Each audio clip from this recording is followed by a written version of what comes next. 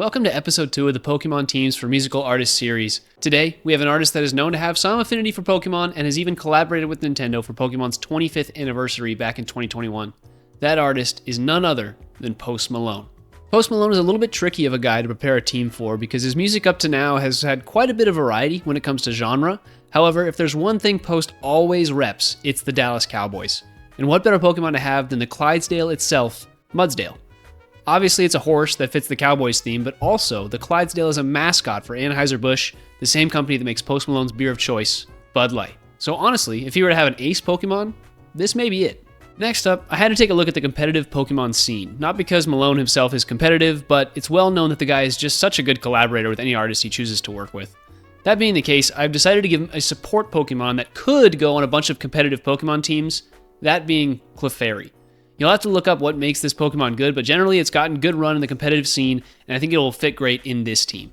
Now we get to see something that only Post Malone and his friends have ever seen in person. For the P25 25th anniversary album for his work with the Pokemon Company, he was gifted this Post Malone Pokemon card. As you can see on the card, there are two Pokemon, Dragonite and Butterfree. So for the purposes of this team, we chose to give Posty a Butterfree, but who knows, maybe that Dragonite is waiting to shine in the PC. Post's fourth Pokemon is a simple yet elegant solution to the finding of a team member. The guy enjoys a good cigarette every now and again, and I know this because at his show that I went to recently, the man had at least 4 during the entire show. So, to help him in that habit, I have given him a Galarian Weezing. Now, I also mentioned earlier that Post Malone's drink of choice is Bud Light, and his first couple major albums, Stony and Beer Bongs and Bentleys, represent the beer culture pretty well. I think there's only one choice that really fits this theme, and that would have to be Spinda. The thing walks around looking drunk its entire life. Sometimes things just fit, and we have to put the puzzle pieces where they go.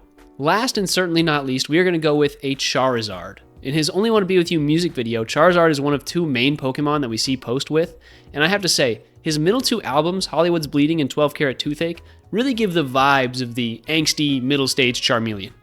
So, there we go. Post Malone's Pokemon team. Let me know what Pokemon I got wrong, and let me know what artists you would like to see next down in the comments.